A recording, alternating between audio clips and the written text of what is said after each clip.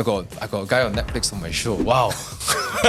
The worst situation was probably during the pandemic. I had 5 months of zero income. So even though before I went full-time, theoretically, I told myself, you know what, my income is going to be like that. I got to be comfortable with it. But then again, once you're used to it, it becomes like, this becomes your zone now. You know, the uncomfortable zone becomes your comfort zone now. I have a very controversial thought about it. Is that if you want to be truly free, you have to break your bond with money. I think a lot of people don't chase their passion. Is that, passion doesn't always equate to money first. Yeah. Right? What if what they like, they're not good at all? Like, I would focus on Thomas like driving car, but then he cannot drive. We don't know when things will happen, right? So if you don't have your savings, be proactive. I urge all of you, please do it. I received one email, I hope you die soon. Wow. Yeah. What's your advice to them if they haven't found their passion? Oh, then they can use the... Welcome to Keep It 100 Talks. My name is Thomas Yap, and most people know me as a car enthusiast or the guy that talks about Keep It 100. Right now we turn into a podcast. And the reason why we have this podcast is because I want to bring conversations that matter. For my life, I have many breakthroughs because of certain conversations I had with people or listening to other people's conversation. And I want to create this for people. I want this channel, this podcast to be the source where someone's life can really take a new path. So this is what we do. We keep it 100, we keep it real. We bring important topics around mindset, money, and lifestyle. So turning a passion or your hobby into a full-time thing, is it possible? A lot of people might have given up on that because it's it's risky. There's a lot of uncertainties, and some people, including myself, sometimes afraid to actually get ridiculed by people around. But it's not entirely possible. I think, again, like what we do in Keep It 100 Talks, the more we talk about something, the more we reveal context, we reveal different point of views, and find an empowering point of view in a certain topic. So I know a lot of viewers, like myself, we want to turn our passion into profits, passion into a full-time career. And today, we have somebody who has actually done it. And his name is Gajen. He is also a Netflix star, right?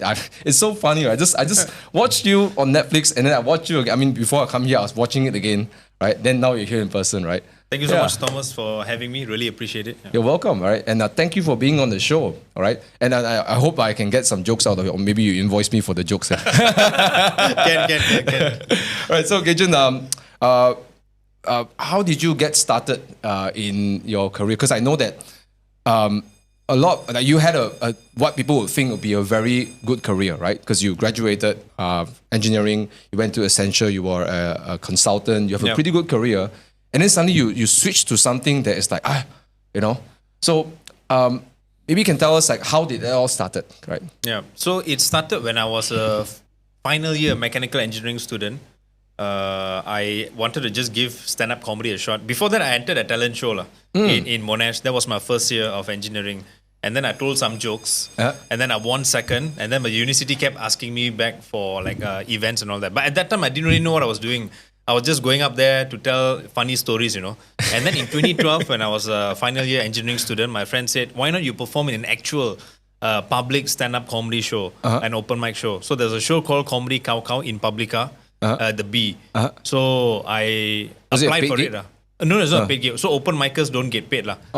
So open is like open to anyone. So in case if you all are wondering how to get started in stand-up comedy, it's open mic, right? Just sign up for open mic. Well, must be very scary, daunting. You go out there and then you go on stage and then you have to throw a few jokes. Hopefully people laugh at you. Yeah. No, laugh at you or laugh at the joke. Yeah. Either way, it's still a laugh. Yeah, just walk away. Right? Yeah, that's true. So, for me, it was kind of good because I already went up on stage a couple of times. So it wasn't really my first time going up on stage, but it was my first official stand-up comedy gig. Yeah, and then since then it took off. At that time, Dr. Jason was the host. And then at that time, not many open micers, and he needed people. So he kept asking me to come back for the next 2 shows. Oh, wow. And then on my 3rd show, I got my first paycheck. He said, you're going to do the opening spot. And then I'll give you a paycheck. Then I was like, hey, okay, you know what? Can you earn some money and also enjoy doing this? Do you mind if I ask you, what was your first paycheck? Oh, 100 ringgit. 100 ringgit? Yep. Did it felt like a big moment for you, or? Yeah, it definitely felt like a big moment. Because back then, 100, you can do a lot of stuff. Not today. I think indirectly it's revealing his age also, yeah? So 100 ringgit was your first paycheck. Yeah. And then did that trigger you to say that, hey, I can do this full time, or Was Oh it no, still- no, that wasn't the trigger. So that one was at that time it's still hobby. But interesting, even my first year, I still got some corporate gigs. So corporate gigs paid higher. So I was still an open micer, and then I worked as an IT consultant. So the reason why I worked as an IT consultant, I only had one engineering job offer. And that offer also came from another stand-up comedian, Kavin J, who's also on Netflix. So he's an engineer as well. Okay. He was working in Clang, and I said, "Can you give me a job in engineering?" Then he said, "Can." But then I look at the pay, cannot match Accenture's pay. And then the company branding as well. His company was like a local small firm in Clang doing logistics. Accenture's like really huge. So I thought like, you know what, I got to pick Accenture. So that's the only reason why I went to IT consulting. Because people ask, "Hey, why engineering IT?" But then nowadays you look at banks, so a lot of them engineering degree. Working in banks, right? Yeah. So now, like, what you study is like is very open, lah. Yeah. So- And then the point where I realized I could make the switch was, I think, during my third or fourth year, because I keep track of my comedy income and my expenses. So I extrapolated the graph and then realized, hey, you know what? My comedy side gig income could actually surpass my expenses in future. That's the consultant part, extrapolated the graph. Yeah. But did you know from the beginning that comedy was something that you were passionate about, or did you discover only when you started to go on stage? And if speaking about passion, I would say the first time going up, because first time going up on stage, like in an official gig, the one in 2012 one, was because when I was telling a joke, usually when you're up there, you're like, okay, I memorized all this, Yeah. I'm going to say all this, right? Yeah. But then when they laugh, you cannot continue the next joke. You got to wait for the laughter to end, then only you move on. Yeah. So Yeah. at that point in time, that few seconds, I looked at everyone, I was like, hey, comedy is amazing, like, because laughter unites everyone. You think about it, strangers, they come into a room of different gender, different skin color, different background, different occupations, and then they're all laughing together. So it's like when you're on stage and you look at that, that's amazing. And when you also realize you're the reason for that, it was even more amazing. So that was actually the say, you know what, this is something I enjoy doing, passion. Yeah, but Something that time positive not yet Ikigai lah. Ikigai is when I left my job and when pay is everything good. Yeah. So, I mean, that's really cool, right? Laughter unites people, right? Yeah, I fundamentally believe that as well. That's why so I learned this somewhere. I don't know whether you agree with me or not, but sometimes we laugh because we have a painful subject. We laugh. correct, yeah. We actually laugh so that we don't feel the pain, right? Yeah. You know. So for example, when you tell the joke about how Malaysians drive, for example, in Yeah, Penang, right? yeah. So actually, I feel the pain driving in Penang, right? So I laugh about it, right? Yep. But somehow or other, it unites us as Malaysians, right? These are the Correct. common things we experience, and we Yeah. unite ourselves Malaysians. Yeah. It's very cool. Laughter unites people. That's why like mama sessions, all the reason why people see it's like a therapy, or like your Emcee sessions and all that, because you're voicing out your problems on a safe place. So sometimes people leave their jobs because there's no safe space for them to voice out their issues and all that. Like everything's very strict, so it's all build up, stress build up. So yeah. Cool. So you went on stage, you saw this, and then people were laughing, and then you really enjoyed it. Did you? And this is for the sake of the audience, because some people, they're thinking, okay, when do I go full time? In fact, I was just answering a Q&A, like when do I go full time with my side hustle or something, or my passion, right? Yeah. So did you decide very early on that I'm going to make this a full time thing, or only the decision came a bit later, right? So I saw the light lah. I saw the light when I extrapolated the graph, and that's when I said this one could be a career. Before that was only a hobby, so it was 3 years in. So I was looking already into future lah. But could I say that you were pretty serious about your hobby? Yeah. Right? I think that's the difference, is it? I think a lot of people have hobbies, but some people don't take their hobbies seriously, right? They'll say like, okay, I'll do when I want to do it. I don't have a goal. But did you have I'm sure you have a goal, right? When you're doing your comedy and everything. My first 3 years, no. Only when I saw that graph, then I said, you know, this one could be a career. Then I maybe like took it a bit more serious. Because the thing is, if you really like something, you will do it on a very regular basis. Yeah, so that's the thing about passion. That's why I never understood retirement for me. You know, say, oh, work until 55, then you retire. Yeah, but if you enjoy doing something you like, why stop doing, right? You can't stop doing it. Yeah, right? exactly. Just do until, you know, your last breath. even at the bed, telling jokes to the doctor. Hey, one last one. For you lah, special audience for you. I used to do a 1,000 seater, but now 100 single seater. This is my last joke. I don't want to do an old man voice, but I'm very bad. But I think that's a very important point that we could highlight, that some people have an idea of what their passion is. They think, oh, making money is my passion. This is an idea, right? Yeah. But sometimes, passion is something that you know it is, then you know it is, right? You have to explore until you find out your passion, right? Yeah, regarding the making money thing, I think it'll be deeper if people put value above money. Like how much value am I adding to people? And then the money comes second. I think, like for me, I also care a lot about money, but it's always secondary to value. And I realize when you focus on value first, you somehow hit your financial goals also. I don't know how to explain. It's just like when you read all those books or those billionaires, they always say they focus on time, and the time will start to replace money. Hey, my time is precious and all that. So, and they also say don't chase money. Right? Yes. Don't be Yes. then you become a money slave. Yes. But rather, if you add value, then money chases you. Yeah. I have this concept that I always share with people that come across. They ask, what's the most important thing? What's the most important lesson regarding money? And I have a very controversial thought about it. Is that if you want to be truly free, if you say financial freedom, right? Yeah. You have to break your bond with money. When I say bond, it's not that you don't need money anymore, but you have to break your there's a bondage for money. It means that you're like to money, right? Right. So we end up doing everything to either earn money or to avoid or to spend less money, or just trading time for money, right? Yeah. But passion, the problem a lot of people don't. I think a lot of people don't chase their passion. Is that passion doesn't always equate to money first, right? Right? Not always immediately. Right? Yeah. And in fact, there's some passions don't really reward people as much as certain other passions, and they start comparing. Or maybe if I do this, I can earn more money. Maybe if I do this, I earn more money, right? Yeah. Then become money-minded, right? Yeah. But then you truly never become good in what you do. And I think if you enjoy something, you can always you automatically want to learn more, do better at it, right? Yeah, absolutely. Yeah. So I think what you say is very cool. About you didn't focus so much on the money side. You make sure that you choose something that you enjoy, right? Yeah. And then your motivation is natural, right? Yeah. I think that's the thing. People say, I think I saw this reel somewhere, and then about like, my boss should make me motivated. I say, what are we talking about, right? You need to. You're not motivated because you're not interested anymore, right? That's it. If you're interested in something, you should get motivated, lah. Yeah. Right? Like dating, right? If you're interested, then you're motivated to do something, right? If you're not interested, then you won't date, lah, right? So I think that's very important. I think choosing a path. I think you have to first figure out what your passion is. So what's your, maybe sidetrack a bit. If some people don't know what their passion is yet, what's your advice to them if they haven't found their passion? Oh, then they can use the Ikigai method. So Ikigai touches on like 4 things, right? What you like doing, what you're good at, what the world needs, and what you can be paid for. So I think if they just do in this sequence, like what they like doing first, just like vomit out every single idea, just write it on a paper first, and then after that, what they're good at, another one, and then follow and then see all the intersections. What if what they like they're not good at? How? I would focus on Thomas like driving car, but then he cannot drive. Okay, that one I don't know. I have to later. Thomas will share his Sepang times. No. I'm not a good driver on Sepang.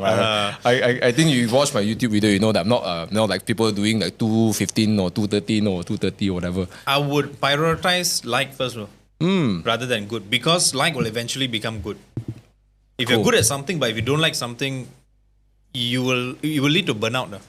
So I've seen this pattern many times where in corporate world, you see someone high flyer like move up the corporate ladder and after burnout, like leave the job and all that. But if you like something, eventually you'll be good at it. The question is just when only. And another thing people don't understand is they need to understand their pace. Pace. You cannot compare your pace with someone else's pace. Some people, they hit peak quite early. Some of them they hit peak quite late. So, but the most important, you respect your pace, lah. It's like driving, lah. This corner, if you cannot take too quickly, don't take too quickly, or else understeer.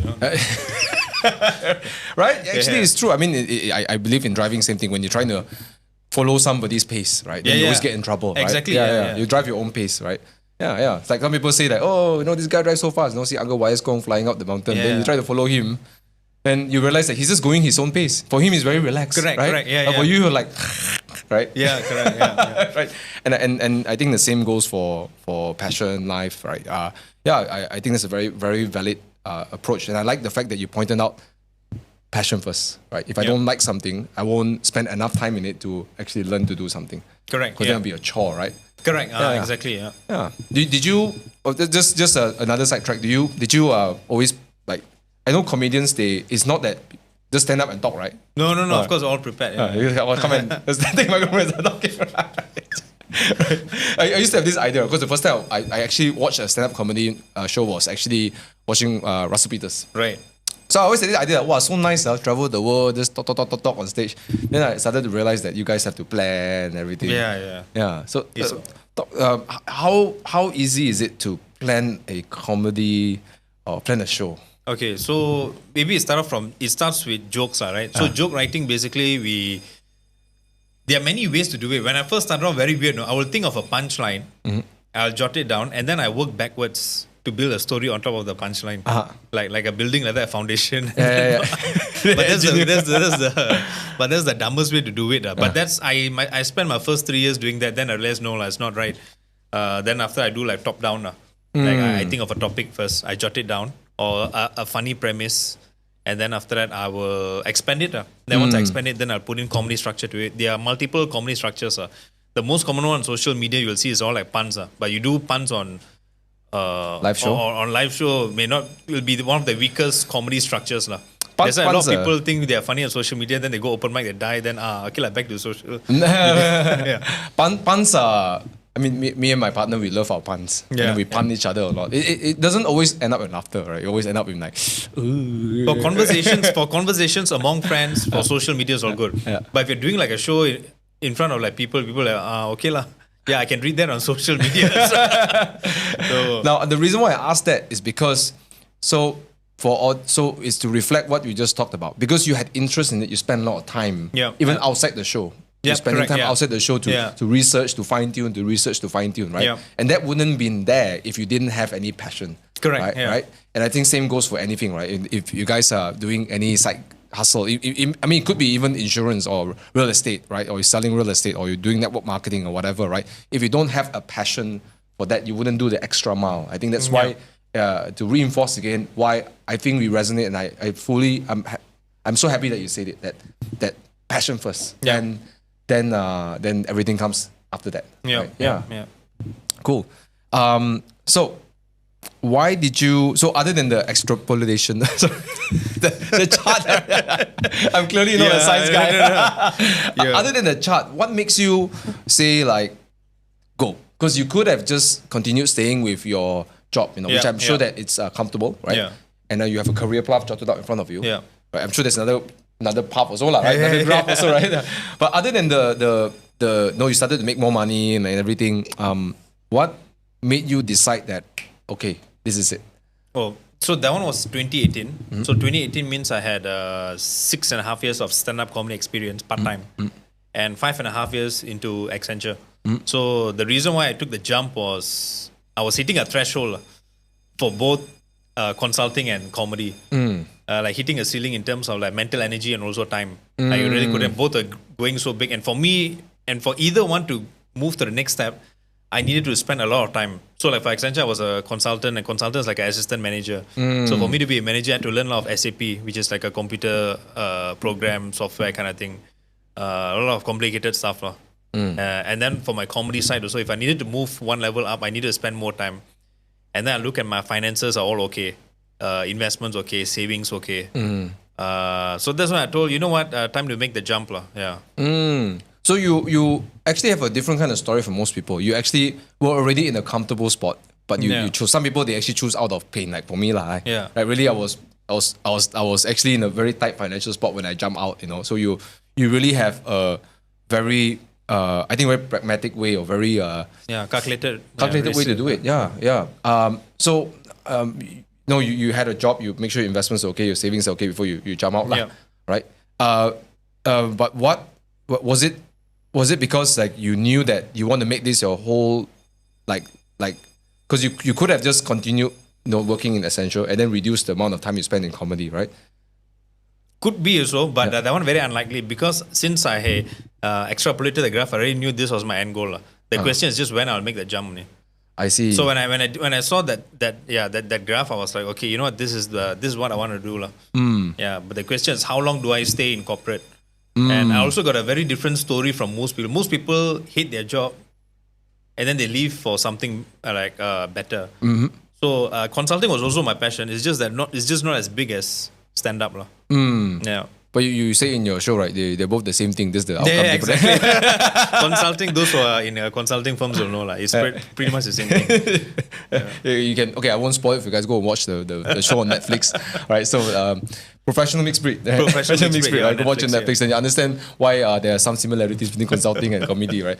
Okay, cool. So when you came out your first year, okay, let's talk about this. Yeah. A lot of people will say, oh, what if I come out? What if things don't work? How was your first year coming out? Like, say, you know, when you went full time in comedy, how was it for you first year? First year was quite smooth because it was my 7th year in stand up. So that's the difference. Usually when people, like, sometimes they message me, hey Gajen, I play a violin, like, should I leave everything behind and, you know, be a full-time violinist? I said, why not just do it part-time first? Just test the water. So for me, my first year was quite smooth because of that. I already had that experience. Of course, there are some months where, like, I know some months I had zero income. Some months I had, like, very little. I couldn't pay expenses. But then the other months made up for it. So even though before I went full-time, theoretically, I told myself, you know what, my income is going to be like that. I got to be comfortable with it. So you made a mental preparation for that? Yeah, but even with that, still not enough. Because when you experience it, practical and theory, two different things. You know? Yeah. So, but then again, once you're used to it, it becomes like, this becomes your zone now. You know, the uncomfortable zone becomes your comfort zone now. So what do you... so when there's some months that you had less than what you need, right? How did you deal with it, like, from mentally to practically, other than the, you know, because I think a lot of people, I mean, it sounds easy for you because you already overcome it, right? Yeah. But for some people, they maybe don't want to jump out because they're afraid they'll find themselves in that position. Yeah. So you know how. Don't worry, this is not consulting. No. Not consulting. Yeah, Thomas becoming a consultant, you can see him morphing at it. But if the thing don't work out for you, then it becomes a comedy, right? Yeah. Okay, anyways. Okay, so how would you what would you say? How did you prepare for those times where you had less than what you need, right? Or maybe for people watching, how do you deal with it? Because some people, they panic. They really, like, they're so afraid and they panic and they succumb to their comfort zone, which is, you know, getting a paycheck, you know. Yeah. I would say there are two things. One is what you already have. So for me, I got, like, tons of like months of savings just in case, and then I also got my investments where I can quickly cash out to use as my second pool of savings in case. Most people, I don't think they got. I think I read somewhere like most Malaysians got 2 or 3 months of savings. Yeah. Or something like that, something like that, which is very little. And if you're being a self-employed or a business owner, you got to have more than that. Yes. So that's the first thing. Second thing is, I always tell people that whatever fruits you're getting today is because of the seeds you planted 2 to 3 months ago. So you don't want this to happen. You got to start doing something now so that you can enjoy the fruits later. So when something's not working right, just keep working on what you want for the next couple of months. So what I hear is, number one, have a good good sum of money being saved up. Correct. Right? For emergency. Correct. In case you need it. So would you say 3 months is definitely not enough? Definitely, I mean, for yourself, yeah. For me, not enough. For me, I would say 6 months, and then on top of that, minimum 6 months, and then on top of that, have some investments so at least money is working for you. Yeah. So I think a lot of people, when they want to come up for their side hustle, I think you have to really start planning. This is some of the things, you know, because you have to make sure that you have that. Have this plan. I think it's a very practical approach. I wish I knew this when I started. Right? I wish I knew this when I started. 3 months I couldn't pay my rent. That one thanks to my mother. Because my mother is a unit trust consultant. So from young, she's like always finance. Yeah. At 12 years old, she already handed me a tenancy agreement. Gajen, you already hit puberty. Come and sign this tenancy agreement. Like, huh? Really? It's you serious? No, just joking. The covenant as a tenant, clean your room. Right? Lock-in period. Lock-in period. Eviction clause. But yeah, since young, my mother kept. Yeah, I gotta thank her for all the financial awareness, because financial literacy globally is also very low. Yeah, it's actually crazy, isn't it? Like while money is such an important essential, right? Everything you need needs money, right? Yeah. And I think majority of the problems are caused by money, right? Yeah, correct. Yeah. And but if you not say caused by money, I guess if you don't have enough grasp of the money, then it causes you problems, right? Yeah. But yet we don't. I don't think it's taught in school. Correct. Talk Yeah. about Actually, it. the four key things, like interestingly not taught in school. Yeah. Like people, time, money, health. Mm, We touch on this four every day. yeah. And it's very weird, right? There's no like management skills on all this four. People, time, money, health. Yeah, you're right. Yeah. Every These day, are the four you things cannot that escape, yeah. you cannot escape. Whether you're working or not working, Correct. right? You still have these four elements in your life, Yeah. right? And none of our topics, Correct, yeah. teach us this, right? We memorize, the number of cow stomach, you slap the water, how high is the wave. What's a bond and electrons? Or yeah. Actually, I don't know. I don't remember anything from chemistry class. Right. I also. You don't. Your friendship Hey, bonds. you're engineer, right? That's the most important bond, not covalent bond. Friendship bond, covalent bond. Oh my gosh, I used the word for a long time. Yeah, but that's a good one. This four things. So maybe we sidetrack a bit in this. Yep. If how would an adult, right? Because now we're all like trying to figure out life, right? I always think adults are also trying to figure out life, right? Yep, I mean, yep. I am, but how do I then improve myself in these four areas?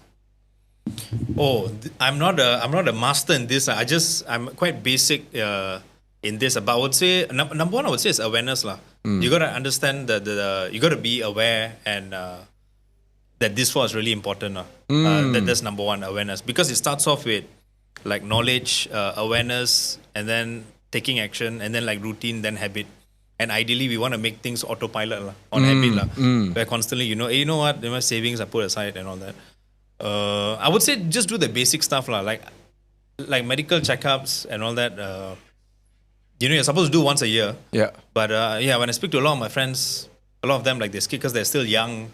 And all that, yeah. And interestingly, a lot of young people are dying. I've been losing quite a number of people also.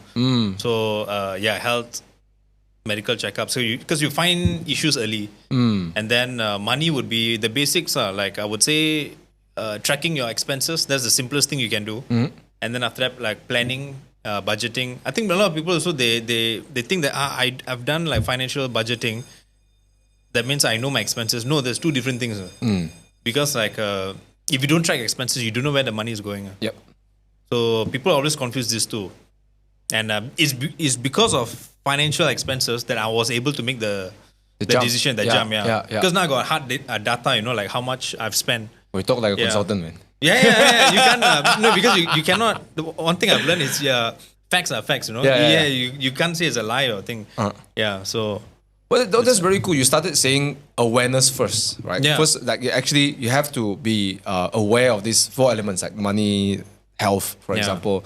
And when you're saying this, one thing I caught was being proactive, right? Like, say like even in your being a comedian, right? You have this career and this business, right? Yep. And you say like planting seeds ahead of time, so you have to be proactive, lah.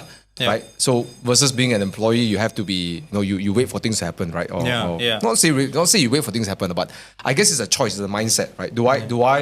Am I constantly reactive or am I proactive to set things up ahead of time, including health, finance, people, time, all this so on and so forth, right? They allow you to make the jump, right? You not only have savings, you also have you always take this proactive attitude. But you talk about health, right? Something popped my mind. It's really funny, because so many guys, right? I talk about car guys, right? Yeah. Oh, every 6 months I change oil. Every 6 months I send to mechanic. Every day after wash car I check my tire, check this. Then health fully check, synthetic. Right? Even all not supposed to change also, right? Yeah. Then health check never do. Correct. Yeah, exactly. Yeah. Right? And it's kind of funny, isn't it? Like, health is such an important thing, but yet we don't check it. I think it's also because I don't know, not just Malaysians, I think globally also society, we are in a very corrective mindset rather than preventive. So like, of course, like car guys, we know like preventive maintenance, which is good to save you a lot of money, right? In the long term, But when it comes to health, it's the same thing, like your supplements, exercising, your diet, going for medical checkup, identifying the issues early and all that, Yeah, it's funny, right? We have all these medical advancements, and then we don't take advantage of it, right? Yeah. We can go down the rabbit hole. I mean, I'm a big advocate for like also what you do, like preventive, like gene testing and so on and so forth. So we have so many tools that people in 50 years ago don't have, but yet Correct. Yeah. we don't use it, right? It's crazy, yeah. Yeah. Why do you think people don't? It's just your opinion, Yeah. What stops people from being proactive? Why do you think? I would say they say no, I'm okay now. What? It's the same like car lah. Like yeah, my engine all like 12,000 kilometers, but still working. What? Just drive. Like So they don't see that. They don't see what they call that things in the long term, or they don't see a snowball like literally snowballing and becoming an avalanche lah. They just a small snowball just rolling down. It's fine. Yeah. So I think it's the mindset. A lot of people don't know how to like again calling back extrapolate. Okay, to the audience, this is the new word you'll be learning. Extrapolate. Thomas now, I think he can work for McKinsey, or Accenture. Like, I still have no idea what extrapolate means. Still the extra pollination. If you use this in front of your client, you'll get the deal, bro. I extrapolated. I extrapolated all the data of your audience. I don't know. That's why I bring the best. Actually, we did, right? We did study who we were talking about side hustle, right? So yeah. Okay, so people don't think ahead lah. They just think as is. So as is things are fine. Don't do it. Another one's also money lah. Because when you do medical checkup, it's money. It's just same like car insurance. I always tell people, if can means try to pay more for special perils. Oh, you must. For floods and all that. But people say, no lah, it's fine lah. My road is slightly higher. Like you cannot test Mother Nature, bro. So I have someone who said, my car's an SUV, so it's okay. We can go to flood. Then before the 1 year end, the car got flooded. Total loss. But cannot be that. I think the difference probably just 1 feet, 2 feet. Yeah. That's the max only lah. Yeah. I mean, if you look at whether chances of getting flood is on the high side lah compared to different countries, right? So it's a winning bet lah. I mean, of course you buy the insurance not hoping to use it, right? But of course they take a few steps. Peace ahead. of mind. But what you're stating is again coming back to this like being proactive. I think in fact Stephen Covey's 7 habits of highly effective people. I think the first one is actually being proactive. Yeah. Another way is start with the end in mind, right? Yeah. So a lot of people don't address these issues because they say today they're okay lah. Yeah. Right? And they take it for granted, right? Okay. So I wish I knew this when I started lah, because I said, I jump in and figure out later lah. So I never had a plan until I really screw up lah. All right, cool. So your first year was smooth because you did the planning, you were proactive, you made sure you had the funds. But how was your first year when you did it part-time? Means that when you were juggling between work and comedy, I'm just curious. My first year was when I was a student, actually a final year student. So when I was working, that was my second year. But that time, juggling between work and comedy was tough. Really? Yeah, because at that time the hours were quite late. Of course, over time, the hours gotten better. Late as in like your work require a lot of hours? Yeah. How do you manage that? Like you have to, consulting is a very time-consuming role. Yeah. And so how did you manage that, like between both of this? I would say like having that trust between me and my manager by saying, hey, I'll get this done. But then for dinner time, is it okay if I just go out? Yeah. Because there were some nights where we had to work until like early morning we call it deployment. Deployment. Yeah, wow. deployment. What a IT nice deployment. Yeah. Corporate world, a lot of fancy words, bro. Yeah. Extrapolate. Extra. Okay, never mind. Extrapolation. Yeah. Extrapolation. Okay, now done with deployment. Yeah. Okay. Now people don't use the word sacking. Right? They say reorganization. Oh, reorganization. Hey, Thomas, we're having a reorganization. So don't smile, bro. Just so remember, I told you this is all fancy words. Okay. Reorganization. Ouch. Okay. Yeah. So anyway, so you say you had a trust with your manager, right? So basically, I think having that trust. One thing good about like working in consulting, especially Accenture, is a lot of the folks there are like super mature. Because before I started my job, a lot of the comics were saying, hey, don't tell them that you're doing stand-up comedy, they won't like. But they were all very receptive. In fact, they asked me like to perform at the event, so they're okay with me. Oh. Yeah. Because like just a hobby, it's not like I'm starting a IT, data company where it's like conflict of interest. Or, I see. Yeah, so it's fine. I think the other thing is that you, it sounds to me that, okay, I got a friend who does real estate. And he commonly got this question from people he's recruiting or people who come and join him. And he says that you have to put it a priority to be a good employee. When you show up in your work, do your work well. Yep. right? Then after work, then you do your side hustle properly, right? Yes, right? yes. It's very important, I think, because when you do that, number one, you form certain good habits and disciplines that you can take over to your side hustle. But number two is also, I think like what happened for you is like you build your reputation at work that you're reliable, that you Yeah. finish your work, and then you can go and pursue. Yeah. But imagine if I was working for you and then I have a side hustle, but at work, right, I'm just like, Correct, I'm yeah. not here, right? Then of course that won't be a harmonious environment to Correct, pursue yeah. your side hustle, right? Yeah. Yeah, that's sounds actually a good point. Like knowing your priorities. because someone paid you to do your job, so you honor that, right? Yeah, yeah. And there's also, I mean, it's non-financial returns, but there are also other returns. Like it sounds like it sounds to me like you did your managers and your peers Yeah. could rely on you even though you're still doing Creating this. that bond, the non-covalent bond. Non-covalent bond. Yeah, see how we bring back bond. The most important bond, ladies and gentlemen, Covalent is bond. not in your chemistry books. Then what is it? Friendship bond, Friendship bond. boss employee bond. Oh, I was thinking James Bond.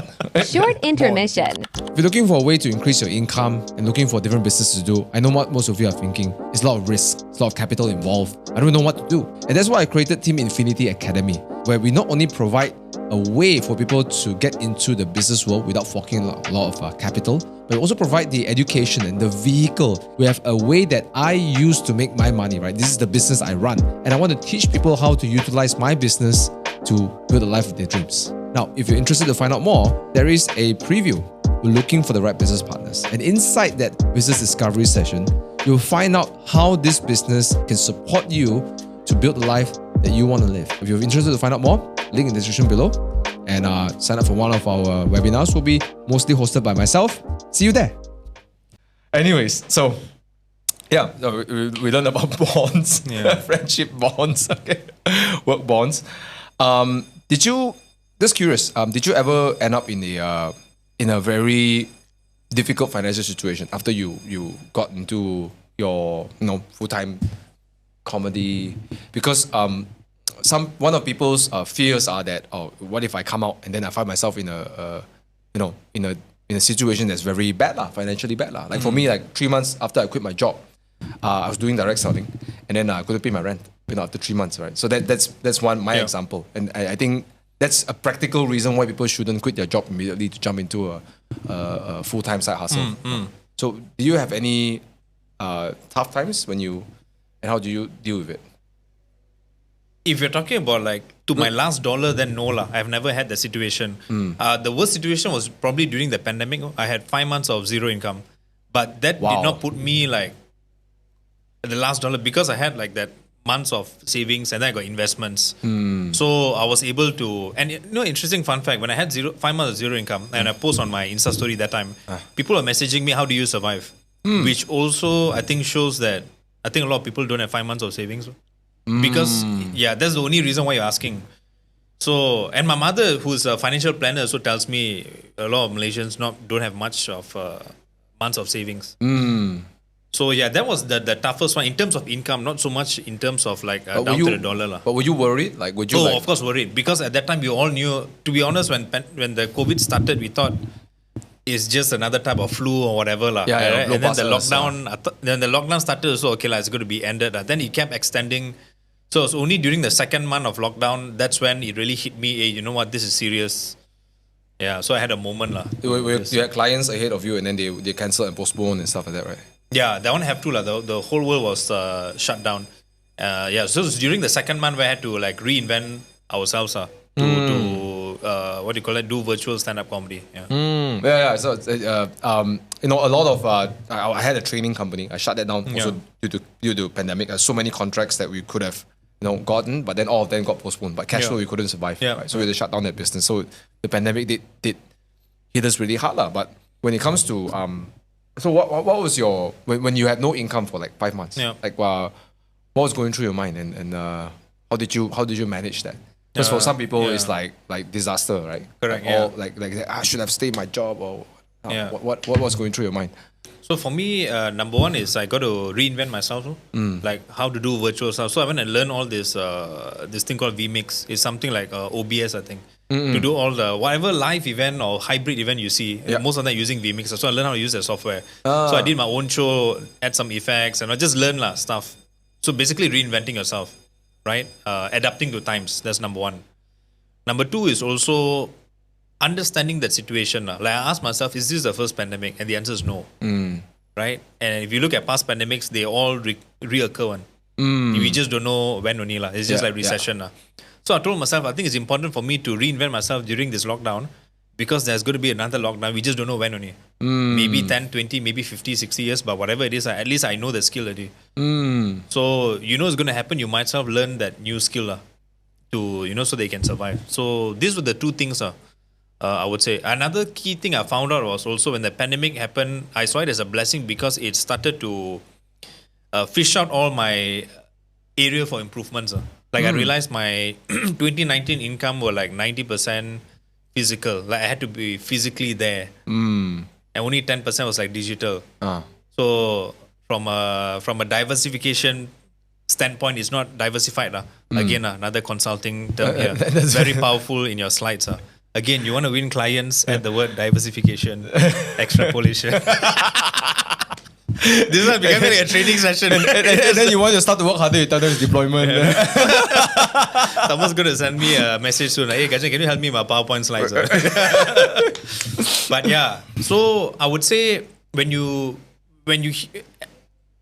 struggling, that's when you learn the most. When things are very smooth, you actually don't learn much. So I think life is always fair. Yeah. I think a lot of people shy away from they I think I don't know whether it's just my point of view. I think we live in a time where people flee things that are uncomfortable, right? We flee, we hear it's uncomfortable, we run the other way, right? When it's uncomfortable, we run away, right? And I think it's actually not good because we don't become robust, we don't we don't develop new skills, we don't develop new ways to do something and innovate, right?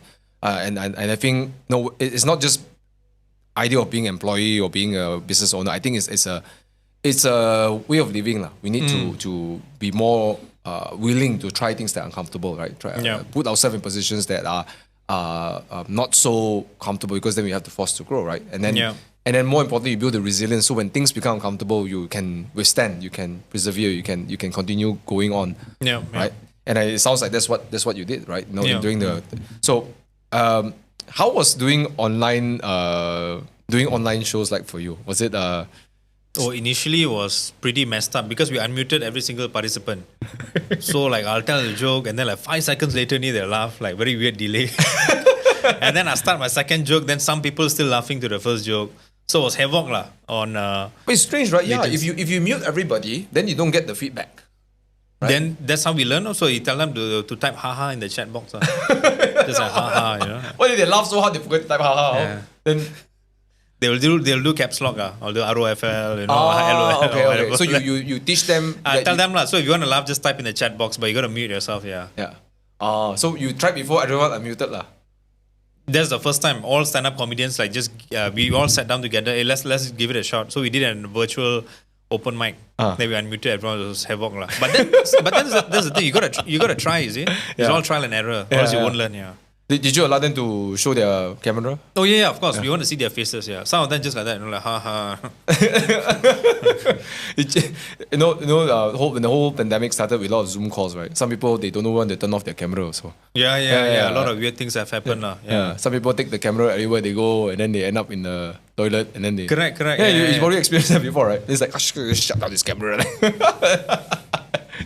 Then the show went to somewhere else. Yeah, exactly.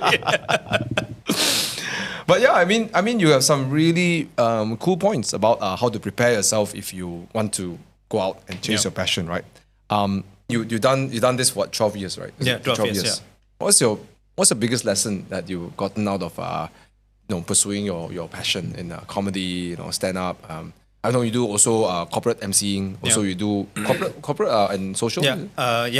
Corporate events, MC and stand up comedy. Yeah. Okay. And throughout all of that, what's the one thing that what's the biggest lesson in all of this? I would say the biggest gift in life is when you find your Ikigai, those 4 things. Because when you find those 4 things, you will start to lose the concept of like weekends, weekdays, public holidays, retirement, all those things will just fly on because you're like in that zone. You enjoy what you do and you're getting paid and you're good at it, and the world needs it. So that is like the biggest gift ever, I would say. Yeah. Would you give it up for double the pay? Oh, no way. No way? Wow. I wouldn't even like triple, quadruple, because I know with my current Ikigai, I will eventually hit that. And also some things are intangible, like work-life balance, having that peace of mind. That's why sometimes I talk to some Grab drivers, I like to hear their history and all that. Some of them, they're taking a pay cut, a slight pay cut, but for a much better work-life balance, better control, more time. So, yeah. That's very powerful, and because I think a lot of people value, like you said, money more than other things that, I mean, money do have its importance, but then if we just made it all about money, then everything else becomes secondary, right? Happiness, work-life balance, relationship, health, right? All of that becomes secondary, but the irony is that if you don't have all of that, you can't enjoy money, right? Yeah. Correct, yeah. So thanks for sharing that. Yeah, that's really cool. So of course, now you really, I was going to ask you this question. Ever consider going back to during your you will never go back to your full-time job, lah? Oh no. Even during the pandemic, no, because was there a allure? Was there like a temptation to go back? My parents did hint, lah. They say, I think if you go back to Accenture, they'll accept you, like during the pandemic. Back to extrapolation. And they send you a chart? Yeah. No. But I told them no, because in my list of solutions, that's not a long-term solution. For me, finding a 9-to-5 job during pandemic. Because just now I said there will be another pandemic, we just don't know when. So don't tell me that later on I will find another 9-to-5 job. So I might find a long-term solution rather than a workaround. If I have a 9-to-5 job during the pandemic, it's like a workaround rather than a long-term solution. Again, workaround is a consulting thing that we use. Wow, okay. I got a few words already. Today, trading. Okay. Today, update your LinkedIn. So I'm a semi-pro consultant. And which reminds me, I want to stress a point. If you're watching this video, again, we don't know when things will happen, right? So if you don't have your savings put up, 3 to 6 months, you better start working on it right now, right? Because that's within our control right now, right? Because again, like what Gajen said, it might happen again, or we've seen historically things happen, companies get shut down, and so on and so forth. So be proactive, right? So if you're watching this video, I urge all of you, please do it. And again, statistics shown a lot of people don't have their savings, right? And it's not about putting money aside. It's just having that discipline to make it a priority to make that happen, right? Yep, correct. Yeah. And then start investing. I think it's so important. So important, yeah. So, and because you have that, you have all of that, you have the ability to say, I don't have to jump back into my full-time job because you have all that. Yeah. So let's come to something that pertaining to style, right? Yeah.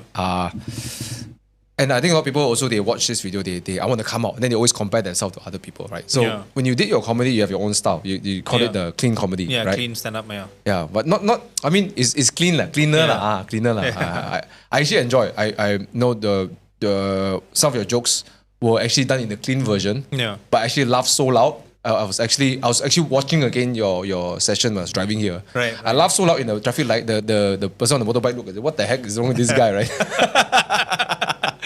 I wouldn't say you guys have to go watch that one, right? But it's something to do with food lah. Right. Food and Tinder, right? Right. I laughed so loud. I was like, but that's you have your own style of comedy. Yeah. But did you ever doubt your own style? Like, because I'm sure that there are a lot of others around, right? Yeah. When you internationally, locally, did you ever felt like you doubt your style, or you already stuck to it, or? No, I think I'm stuck to my style. And since day one, I told myself I want to do clean stand-up comedy because it's the tougher path in stand-up. If I use like vulgar words, or if I do like very hardcore sex jokes and all that, it's easy to get a laugh in a stand-up comedy show.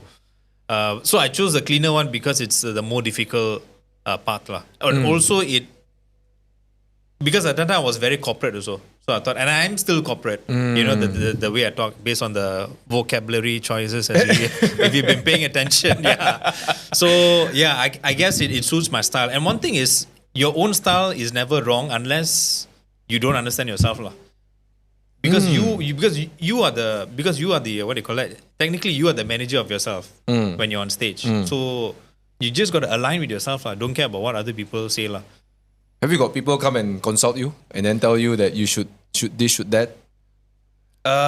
Some people have even found my jokes. That that joke that you just did, the food one. I did that joke once, and one fella said, "Oh, those are green jokes." And then I was like, green? Huh? Yeah, I was like, it's environmental friendly jokes, like.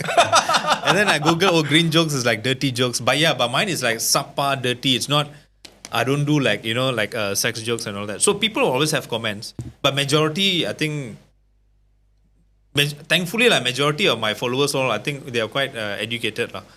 So they give very constructive feedback. Even though if it's some of them negative feedbacks, but in a constructive way, and I'm okay with that. But the ones that all the vulgar words and all wanting you to swear.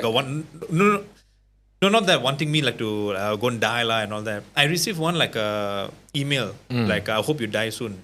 Wow. Yeah.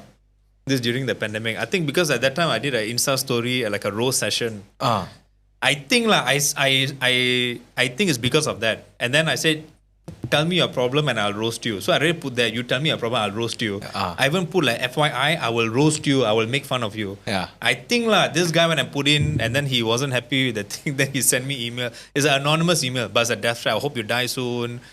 Make sure you I think he really didn't get the context of it, right? Yeah. But again, I'm just assuming these two are correlated. Maybe that email could be something else. I don't know lah. But let's say if it is, right, then it's a bit funny, right? You go to a comedian.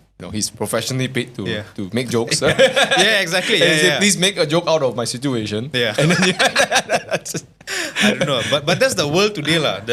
I don't know. People who find stand-up comedy I get offended and all that. Why not you get offended at the things that are more serious, like unequal laws or, people getting mistreated rather than, comedy, yeah. I mean, it's I think, context, out of context, right? Yeah, exactly. Yeah. So, now we talk about, so how did you handle, I'm sure you got feedback, right? Yeah. Opinions about your style. Yeah. So how did you handle if also you said something very practical, which is, if you don't know your style, right? Was something about... Yeah, I think the issue is if you're not aligned with yourself, which I think is important to spend time with yourself to understand who you are and all that. I think a lot of people don't do that. Sometimes we live in a world where we spend so much of time pleasing other people that we forget about ourselves. Actually, you're right, because when I started my YouTube channel, I thought I'm like Matt Watson, of Car Wow, right?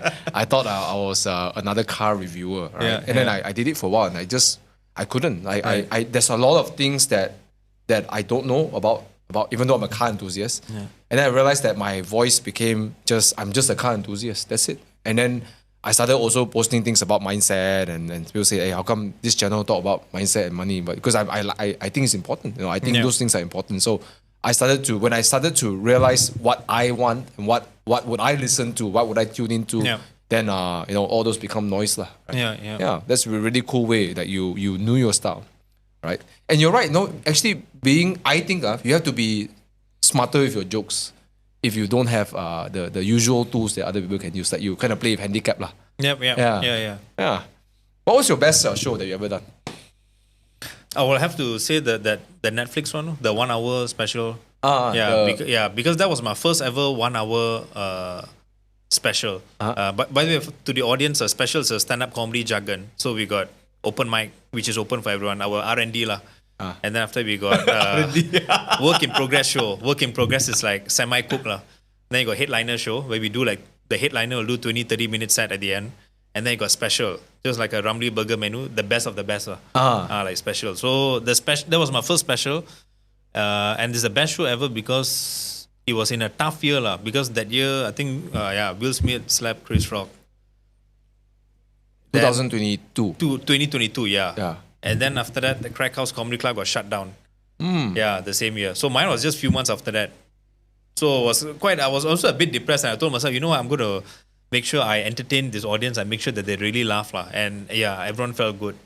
Yeah, at least from the camera side, it seems everyone was laughing lah. That's why I didn't have an audience camera lah, which is one of the feedback I got. I'll Yeah, include right. that. I'll include that for my next show, lah. Yeah, I guess I think that was missing in that, right? But I could hear them. Luckily, I could hear them, but it's Yeah. nice to see their faces, Yeah. right? So they laugh until they're slapping their laps or whatever, right? Or rolling like until No, lah, not that much. I mean, no, I mean, at least that's how I laugh. Right? If I find a joke is very funny, I'll smack myself like. at the traffic light.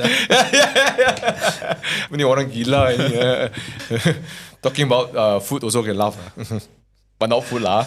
Yeah. So, yeah, how's it like having your own Netflix show? I mean, yeah, like you, how's it like? Like It's seeing yourself on Netflix, like wow. So it's mind blowing, because in 2022 when I did the show, I already again a visualization and looking forward, extrapolating right forward. I already told myself I want to record this, and I want to pitch later to the streaming services. At that time, streaming services lah, because I didn't know who, right? Yeah, that's why my jokes all I wrote. It was all, even though there are some local elements, I made sure that an international could sit in my show and follow every single joke. Yeah, so that's one thing I did because I want to make sure it's internationally watchable lah. So I recorded it. Then after I pitched to Netflix, and one thing good is they decided to put it on their streaming service and also put it worldwide. So to the viewers, if you don't know, like not all Netflix content are worldwide. Yeah. Some of it is Localized, ASEAN, yeah. some of it APAC. Yeah, Some some country worldwide. wise also due to copyrights or maybe lah. rights also. Yeah. So yeah, when they said worldwide, that's like, yeah, it's interesting. Wow. And when I pitched to them, I told them, of course, again, I some of the key points I put in my consulting Mindset. for their mindset lah. So one of the key things is diversification. always ask yourself, what's your differentiator? So I said, well, globally, at least I'm a Southeast Asian based in Southeast Asia. Yeah. So at least it's promoting ASEAN.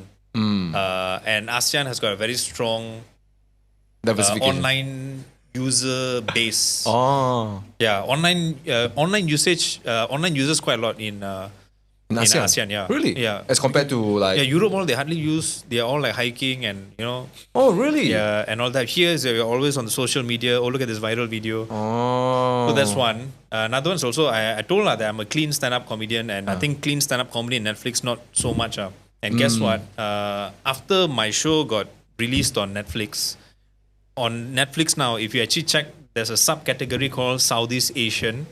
Comedy. No, just Southeast Asian. No, just Southeast Asia. Yeah, Southeast Asia, and then you can also see clean-cut comedy. And I got a very strong feeling it's because of my pitch. Wow. Because that two categories popped out after my show came out. Wow. And I think it's because I opened up the minds of those Netflix players. Hey, you know what? He's right. He made sense. Comedy Yeah. can be clean too. Yeah. Yeah. Wow, that's really cool. So you put so you see, in order to be a good stand-up comedian, you have to be a consultant also lah. Yeah. Or either one, lah, vice versa. How's it changed for you after you did your Netflix show? I would say in terms of branding, lah, and I would say recognition, probably also respect. People know the hustle lah, and the struggle, and especially those who like follow me like years before my 1 hour special. So they some even saw me since I was an open micer. Saw me growing. Some even since my first show In Monash. in Monash, until Wow. now. So they've seen the journey, so they know the hustle and all that lah. Another thing also is that like a big win for our country lah.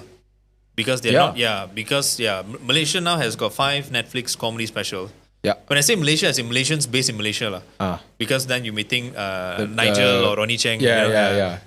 Because different ball game. Because it's in the American. Yes, appeal to the US. US. Demographics. It's in the US. Because US scene different. Like in US, you could do like maybe 4 or 5 shows in a night. Really? Yeah, in a city. I mean, the hot cities are like LA, New York, and all that. Really? There's so many shows around, so you can just pop here, pop there. So you're constantly being. Whereas in Malaysia, you do 1 show per night, or maximum you can do 2 shows if you're lucky. Certain days, and only certain days only. So because our scene here is very small, theirs is what multi-billion industry. Ours is just a scene. I see. Yeah, I see. so it's a different ball game here lah. Yeah. Yeah, I think to become on Netflix, it wasn't just luck, right? You had to plan for it. You had to work towards it. Yeah. Yeah. It wasn't. So I told myself that. So your friend say, you're lucky lah, you end up on Netflix, right? But it wasn't... No one said lucky lah. That's one thing good. I think my audience they're all highly intellectual lah. So that's because I don't... It's always I'm also highly intellectual. No, seriously, birds of the same feathers, flock together. Yeah. So, I think did anyone say lucky? No lah. I think people know the hustle lah. Some people might look at you and say, oh, you're lucky lah, you end up on Netflix, right? But maybe they didn't voice out lah. But I would say majority all know the hustle because because it also because my show was 2022 and my Netflix special got released in December. So last year. So the reason for that gap is because I was going back and forth with the video production company to finesse. You're planning, you're pitching, you're editing, pitching everything. Yeah, exactly. Right, you vision it. Yeah, so it's actually so people already know that it's not easy. And again the amount of Malaysians who have their own show on Netflix, very few lah. Yeah. So people know lah the hustle. Yeah. The five Malaysian comedians that have their own show, right? Yeah, 2 from Jason, and then 1 from Kavin J, 1 from Harith, and 1 from me. Wow, very cool. Right. I got a guy on Netflix on my show. Wow. I add diversity to my show. Yeah. Consulting work. All right. So any advice? Because I think that there are 2 kinds of audience. Maybe a few times the audience, but maybe I'm sure there is a category of creatives. Yeah. No, some people they are creative type. So maybe they are like you. They want to be a stand-up comedian, but maybe they are creatives in other elements, right? If someone will become a celebrity, right? What would be one thing that that you would give an advice, like what you ready to get ready or face if you want to do this career path of creative? I think most of them will know the creative part of it, like, because there's probably their passion. So I say keep doing your passion, keep doing what you do. But that 4 things where you can't run away, the people, time, health, and money. If you look at the entertainment industry, most of them struggle because of these 4. Mainly finance. Even finance. Struggle, yeah. That's why the failure rate is very high. And the system between surviving and living. Not many people in the entertainment industry can live comfortably over past 10, 20 years, 30 years. Yeah. Because they don't know how to, they don't have the skills or the fundamentals to plan the money side. Money side, that's one thing. It's all together lah. Could be also career strategy. Could be financial planning. Could be health reasons and all that lah. Yeah, it's all together lah. Because sometimes you could plan your money well, but then your career is not going so well, then you don't have that income flow. Yeah, I see. So vice versa lah. I guess all works together lah. Yeah. I think you talk about these 4 elements. I keep thinking about it right now. Yeah, a lot of people may forego those things and in the pursuit of that, right? And that becomes like a gaping hole, right? It becomes bigger and bigger, right? Let's say if I don't plan my finances well. So for example, like one of my years I made, I remember one of my breakthrough years I made 600+ K in a year. Like for me, in 2 years' time, from earning around 70K a year to 10 times more was like a big change, right? Yeah. But end of the year, I had no money. In fact, I owe money to credit card. I owe money to government because I haven't paid my taxes. So because I didn't have the one element, which is learning how to manage my finances, lah. Yeah. So I think that's a very important thing to look out for. It may not be directly around passion or your side hustle, but actually these are the fundamentals, lah. Yeah. And the Ikigai lah. Those who are creatives and all that. Once you do that 4 things: what you love, what you're good at, what the world needs, what you can be paid for. That one will answer a lot of questions. I think we need to put a link. Like you can Google this, right? It's all a there. circle, like the Doctor Strange kind of thing. But don't jump like do the circle. Cannot come back. I like to see someone jump in the circle. Right. So yeah, check out Ikigai. I think it's I had a Angmo version of Ikigai. You know, it's the Angmo version of Ikigai. What is that? It was not very famous one. It's called Hedgehog Principle. I don't know why they call it Hedgehog Principle. I think it's created by Jim Collins, one of those guys, motivational guru or something. And there's 3 circles on it. No, so don't have 4. The Japanese upgrade, add 1 more. Become Audi, right? 4. That's the one that's sponsored. No, sponsored. No. I don't like Audi. Right? No, sorry guys. Personally, it's my choice. I don't like Audi. All right. Okay, anyways, don't come and honk me later if you're on. Beep. Okay, Bobby. Sorry, Bobby. All right. Okay. The three circles is so it's a three circle, right? The top one is passion. Sorry, for top one is financially lucrative. Is this industry financially lucrative? And the bottom left side is mastery, and the third one is called passion. So financially lucrative, and then bottom left is the bottom circle is mastery, and the third one is passion. So it says that if you find something that's financially lucrative and you have mastery on it, means you're very good at it, but you have no passion, the eventuality is burnout. Like you say, people will fly high in the career, but they burn out, right? And then the other one is that if you are finding yourself in a highly lucrative space, but then it's only your hobby and you have no mastery of it, then you're mediocre. You eventually become mediocre, right? Can't make a lot of money. And then you find something that is very passionate, but then hobby, right? And you're very good at it. That means you got mastery.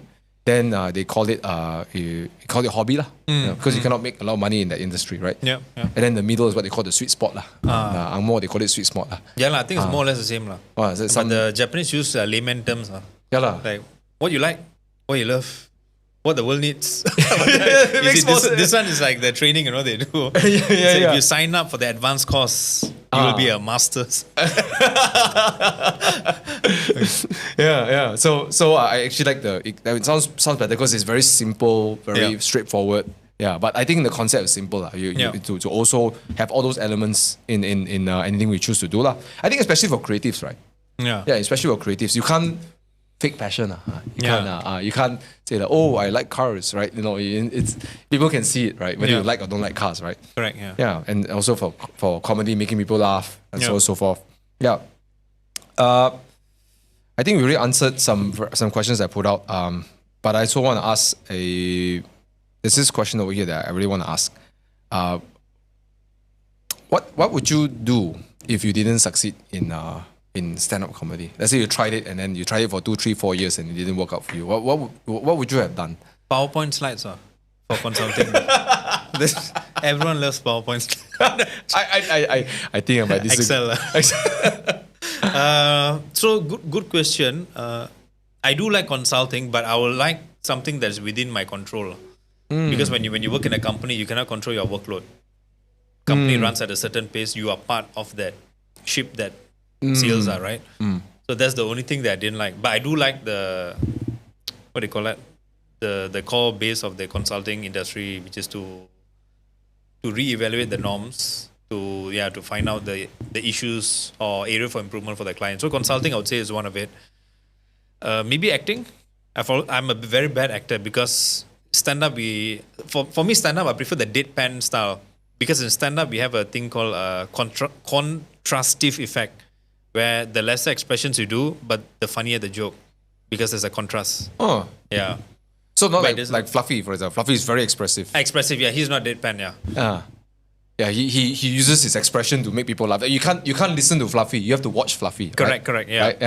Yeah. So I would say acting because I've always been a fan of the movies. I'm a cinema guy, so all the big movies I like to watch in cinema. So acting, consulting, what else? I wouldn't mind looking into racing driver as well. Oh, you're a car guy as well. I'm a car guy, but I've always wanted to. What do you call it? Engineer, automotive engineer. Because when I was growing up, I used to watch mega factories. Yeah, they used to show factories of Porsche, Ferrari, and all that. I was like, wow, like one engineer, one engine kind of thing. It's so cool, right? If you get your AMG, right, then built by Gajen Nad. Yeah. My car built by Malaysian. It sure can work or not. As seen on Netflix, you can trust me. I mean, presumably you didn't do a Netflix stuff, but then Gajen Nad, I said, this one looks like Malaysian name. Made by Malaysian. I said, hey, this car not reliable. You're very terrible. We all make fun of Malaysians. But Malaysia created some very crazy technology. I mean, like thumb drives, right? Napster, all these, right? Napster, right? Malaysian? This MP4 thing. Thumb drive, I know lah. Yeah. I know MP4 or something was created by Malaysian, right? Or something like that. So then you do peer-to-peer sharing, and then thanks to Malaysians, we're good at pirating things. Alright. Oh, yeah, since we're here, we've got extra time. You're a car guy as well, I think. Yes. We actually started talking on Instagram because you asked me about cars, and then we started talking a little bit. Correct. Yeah. Yeah. So, what's your What's your current ride? What's your next ride? Current ride is 2007 Lexus GS 300 Oh, very nice. and 2013 Satria Neo R3 manual. Wow. Yeah, so a bit of story. I used to own. So my first car was a Saga BLM second hand. So something to take note to the audience. Even though like I was working at Accenture, I still chose a very cheap car. So invest your money, right? Yeah. So after that, then I changed to a Subaru BRZ. So that was my first sports car. Wow. Yeah, and then when the pandemic hit, that's I felt a bit worried because I took loan for the Subaru BRZ. Then I was like, So you cut your losses. yeah. See, So the car can go anywhere anyways. yeah. Then I was like, And then I was like, you know what? Maybe I should just cut it off, lah. And then after I sold it, then I got my, because that was an auto. So I was driving to work. Then I thought, why not I get my first manual car? And how can I call my enthusiast if I don't have a manual car? So that's why I got the Satria Neo, lah. Yeah. And then end of 2021, I went from KL to Penang, 7-hour jam in the manual. And then at times we had to drive off Tapa and it was an uphill jam. I was like, shit. I mean, I really like manual, maybe for weekend drives, but not in a jam, lah. You know, it's irritating, lah. And that's when I got the Lexus, lah. So now 2-car garage, lah. Nice. Nice. So that current, that is current. Future, daily, I would, maybe Arteon, lah. Arteon, yeah. For weekend car to replace the Satria, maybe Civic Type R, lah. But why not I saw a video you took that you got into a Civic Type R. Yeah. The FL5R, right? But why not a Golf GTR or Golf R? Why the Arteon? Space. Yeah, I sat behind the MK8 a bit tight, lah. Yeah, and then with my partner also, I'm thinking ahead also, like, because if I own the car, I want to own for a couple of years now. So like later, if I want to put like baby seat, want to put stuff all in the boot, it's going to be a bit tricky. Like Arteon, the boot is massive. Yeah, massive. I don't know the number, maybe close to 500. Yeah, it's even wider than my Lexus GS, you know. Oh, you know the specific? Yeah, because I'm very particular about width one. Because condo car park. I don't even know my width for my car. I can tell you what is big and small, lah. You know, my mini classic and then my countryman, I can tell you the size difference, lah. Yeah. The Arteon, weekend car still do something manual. With either the Honda Civic Type R or any GR cars, either the Yaris 86 or Supra, lah. See, lah, whichever ones. Oh, I love the 86. I love the GR86. I think it's an incredible product. Yeah. But you know, Type R got its allure, lah. The power category. I rate the GR86 an extremely a really good sports car. I mean, almost 9.5 out of 10. Yeah. Even though there are also more powerful cars around, it's a really, really, really good package. Yeah. And literally, it is a good package. Like 2+2, and the backseat actually can use one. Really? People keep saying, actually, I mean, like for kids dwarves, no, I fetched adults before. Like, of course, short trips. The front seat, you move in front, and then you can put 4 tires in it. And then if you look at the spacing of your footwell, it doesn't intrude, you know. It's a nice square, so you get that space, you know, you're given. You know, a lot of sports cars, they go in because of the gearbox, you know. Correct. They eat inside, but you sit properly. So it is, the packaging is one of the best, lah. But good one. I like the Saturn R3. Yeah. Oh, that one, when I first got it, initially I thought the Lotus was a gimmick badge, but the handling is really good. I can confidently say the handling is 80 to 90% of the BRZ. And it's crazy for just a cheap hatchback. You would think you're getting 90% handling of a BRZ. So they really did. And it doesn't like understeer. You would think that front, because the car is very front heavy. So I always think I was going to understeer, but actually no, it really turns. Only had a better engine. Yeah, exactly. Yeah. The Malaysia has a lot of, Proton has a lot of knowledge from the Lotus side. I mean, Lotus is like, we call it the like god of suspension, right? They're so good. Anything they touch should drive well. Yeah, right. Even the GTR is Lotus, right? Yeah. Even like the Lotus Electra, the 2.7 ton SUVs. You drive it, you cannot believe it. It's like, what the heck is this? Like, this car doesn't feel 2.7 tons, right? Anything they touch, right, is just incredible. And that's I think if you guys are watching this and you're a car enthusiast, I think if your budget is around there, I think the Satria Neo or Satrias are actually very, very good cars to have, starter cars.